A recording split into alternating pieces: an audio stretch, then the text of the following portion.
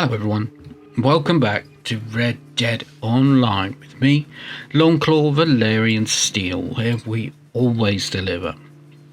In this video, I'm going to be showing you a bit more of the Blood Money DLC. I'll be taking my ranking up from level 15 to level 20. I'm almost done with the rank ups. There's only 25, so I'm pretty close. And I'm getting very close to getting my hands on some more Capitale. Now, speaking of Capitale, I'm also going to show you how exactly this works and show you how to get hold of it, what you do with it, and why you need it.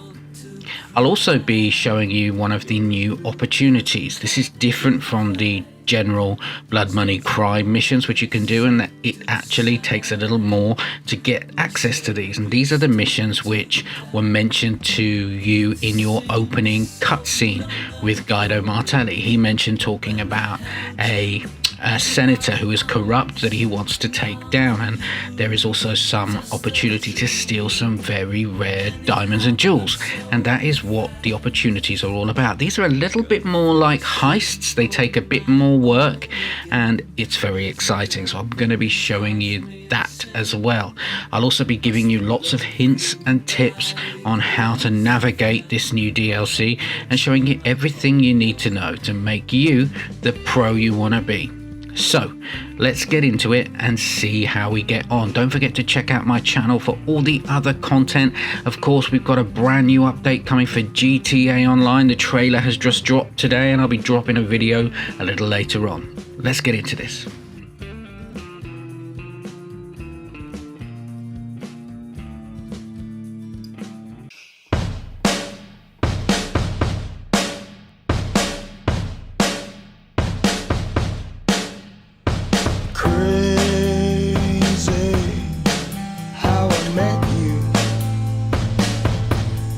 Give me, I lost my way. I heard you say.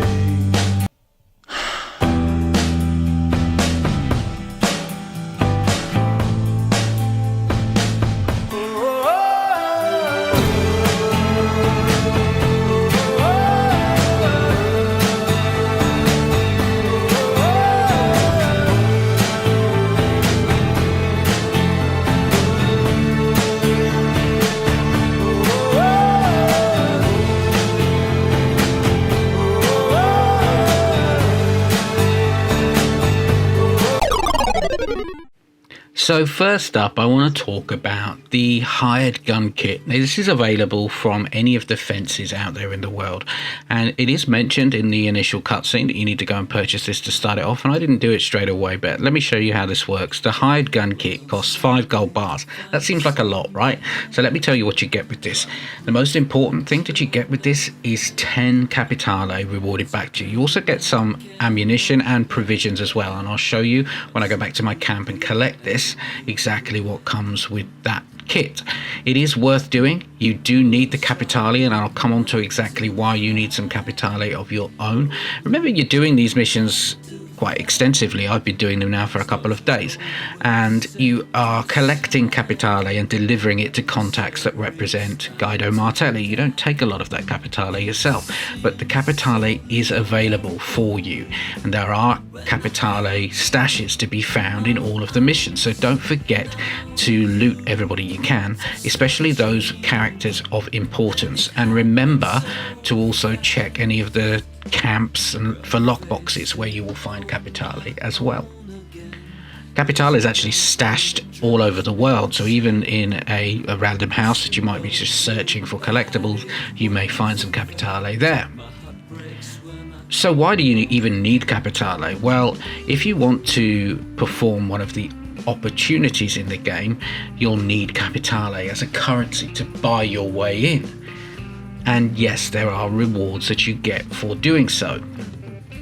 Before we go on to talk more about that, I want to show you exactly what you get with the hired gun kit. So I'm back at my camp. You may need to go to a post office or to your lockbox to collect it. And you can see here that I get some cartridges, arrows, lots of provisions, chocolate bars, meat, gun oil, all important stuff that you're going to need out in the wild whilst taking on these missions. So a lot of stuff that you don't then have to buy, and of course miracle tonics and health provisions as well. But the most important thing is the 10 Capitale. Now you need 10 Capitale because to buy into your first opportunity in the Blood Money DLC, you need to spend 15 Capitale for your buy-in. And as I said before, buy-in allows you then to open the opportunity and run the heist opportunity, and there are significant payoffs for having done so. And in this particular mission, I'm actually coming to a homestead to rob some valuables, and you can see I found the valuables here inside the stables on the floor, and I've taken out all of the guys that were locally around the house. And before I go anywhere, I'm not going to forget to raid the lockboxes inside the house, and I found 2 Capitale. And you can actually check your Capitale in your satchel and see how much you've got. You may have already picked some up from looting some of the bad guys while you're running through the crime missions. So there you go.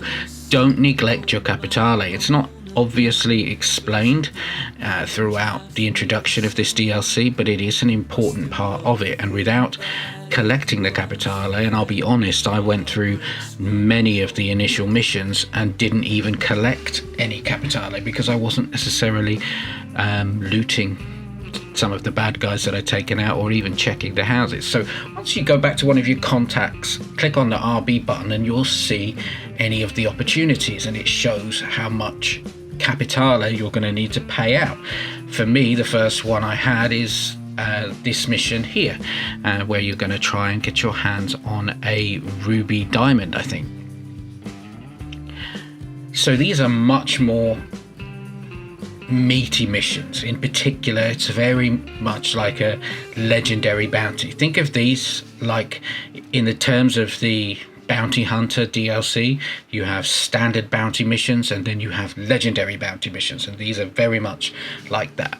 So you get a very decent cutscene where you can see exactly who and why, who you're going after and why you're going after that person. And in this case, we're told about 3 specific diamonds. So again, just like the bounty, you have a 1-star, 2-star, 3-star. These opportunities, there are 3 levels or 3 parts. Part 1 will see you going after the Covington Emerald.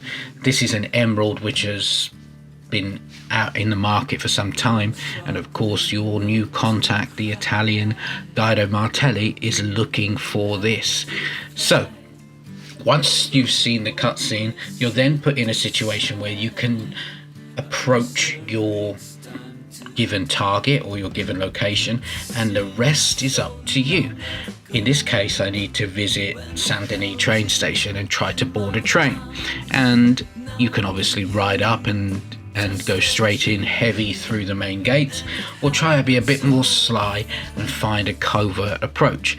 Usually in this game, my experience tells me that any mission where you need to board a train, you're not going to be able to get to the train before the train departs. So I'm just trying to find a subtle way around the back of the docks and the port to allow me to avoid all of the guards, the police, which are basically set up roadblocks because they said that there is some state business going on in the station, and they wouldn't let me through when I approached. So coming around the back here, I managed to sneak onto the train. There's a couple of train carts, and then you can get into the train itself. There is of course some armed guards on the train, and you just need to take them out.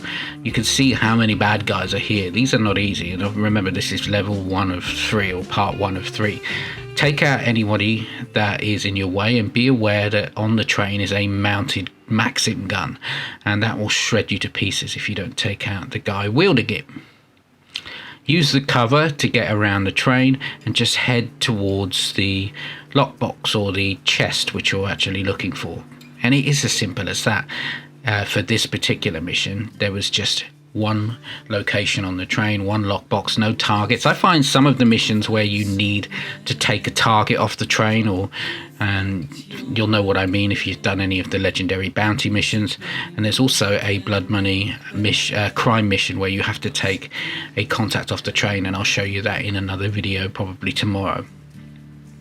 So here you can see I'm just making my way up the train, trying to avoid getting shot by the surrounding law that are mounted with horses riding alongside either side of the train. And once I took out the guy on the Maxim gun, I was able to get my hands on the lockbox, the chest. And then you can just either jump off the train, finding a decent spot where you're not going to die as soon as you hit the ground, call your horse and maybe jump directly onto the horse, but essentially you're then just going to deliver this to the drop-off. And that is it. Now, talking about why this costs 15 Capitale. Now, it took me a while to figure out exactly what happened here, because you're not presented with Capitale in the same way that you're given your gold or your monetary payout. You get this paid out automatically whenever you finish a mission. You can see it in the right hand corner of your screen. However, the Capitale seems to be delivered, because it's a bearer bond, it seems to be delivered as a package to either your camp lockbox or to a post office. And I'm not sure if that's intentional or if that's a bug or a glitch, but if you go back to your lockbox at your camp or to a nearby post office and check once you've completed this mission, you will see that you have been given additional Capitale. In fact, 25 Capitale. So it costs you 15 to buy in and you're paid out 25, which gives you some more Capitale which you can use to run another opportunity a little later on. So back to the crime missions. Remember each one of the major contracts that you have. There are 3, the Blue Water contract, I think the railroad contract, and the Jeb Feltz contract. And this is me just doing part 2 of the Jeb Feltz contract, which just involved me rescuing him from somewhere in, I think, Annisburg or Van Horn, and then bringing him to this fort where I'm surrounded by lots of law officers, and I had to defend the fort from all of the surrounding and attacking law. And once you've done that, Jeb unhappily passes out right in front of you, and you can get your hands on the Capitale. It was actually stashed somewhere inside the fort, and then you can take it and deliver it, and that is part 2 done and dusted. This is actually part 3 of the Jeb Feltz contract, and this gives you you manage to complete this contract, and you're paid out I think almost around $100 for each of the main contracts when you finish part 3.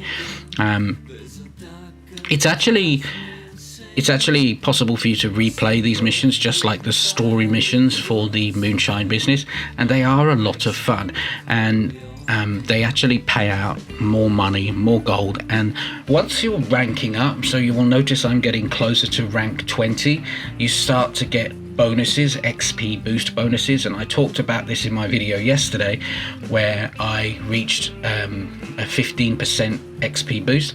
I actually achieved a 25% XP boost when I reached, I think, rank 16 or 17. So that is very helpful because it means that you get then closer to your goal of 20. I think my goal is probably rank 24 or something like that. I think it's 23 or 24 where you get access to 40 Capitale. I think there's only 25 ranks. So because remember, these are quick fire rank. It's called a quick draw club, and this is number 1, and it's a quick fire pass which only remains active for about a month. So not even a month. I mean, this will the quick draw pass number 2 I think comes out on the 2nd of August, so you don't have a huge amount of time to rank up to level 25. You can see me here just going back to my camp to check out my lockbox, and I will pick up the remaining Capitale. There you go, 25 Capitale. Wow. So there you go. So now everybody should understand precisely how to use the Capitale, what it's important for. And I'm going to show you one of the other contracts now, the Blue Water contract. This is a very exciting, this is my favorite one. If anybody knows the story about the guy who sold his soul to the devil at a crossroads somewhere in the deep south of America, and in exchange for being able to play the best blues guitar in the world. This is a homage to this guy, and here he is singing his blues. He's already sold his soul to the devil. You meet him in part 1, and I showed that in my video yesterday. And if you check his eyes out in this cutscene, he's got kind of like cat's eyes, almost very devilish. Because he supposedly, legend has it, this man sold his soul to the devil in exchange for playing the best blues guitar, and he was able to play the blues guitar. The devil tuned his guitar for him, and his guitar playing skills and his singing were outstanding and renowned. And he is known in the game as Blue Water, the Blue Water John, I think his name is. And in this particular mission, you need to take him out. He's an old contact of one of Guido Martelli's representatives, and you need to essentially kidnap him and get him to give up the location of his stash. You've already taken out his gang. If you've got this far, that was part 2, is to go and kill all of his remaining gang members. He's no longer running with them, because obviously he is a blues guitar player running around the deep south. And in the game, we're talking about Limone Lagras, and that's exactly where he's going to take us next. Now, if you've done any missions, legendary bounties or stuff like that in Limone, in the swamps, in Lagras, in Blue Water Marsh, you will know that it never runs smoothly. It's a very spooky place to have to do anything, and they always seem to be at night as well. There are some kind of satanic old country devil worshippers who are located in the, you know who I'm talking about, in the marshes. They will run around in the dark with machetes and will take you out silently, and it is very freaky. They've got poisoned arrows and blades, and you need to take them out. And my advice is try to take them out while you're moving around, again on a horse.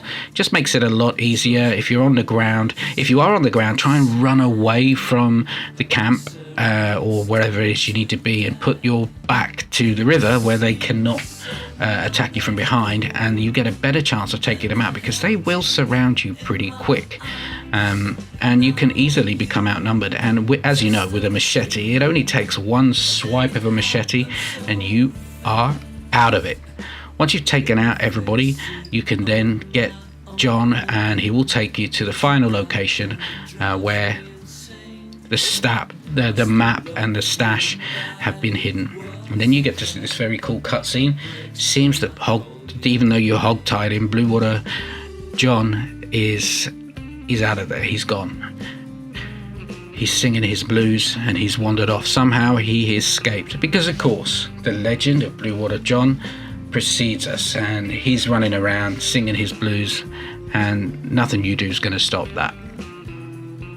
After a narrow escape, you can then take the Capitale to the drop off. If you've done part 1 and 2, you will know that it's the same location.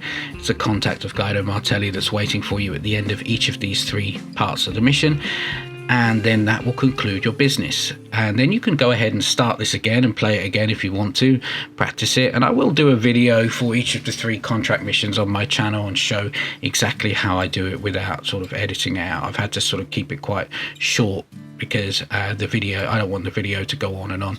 So we've covered the Capitale, how you use it, where you find it, what you're going to spend it on, why you need it, and I've also shown you the opportunity, how you can do that, and I'll bring you more of the opportunities, different parts to it.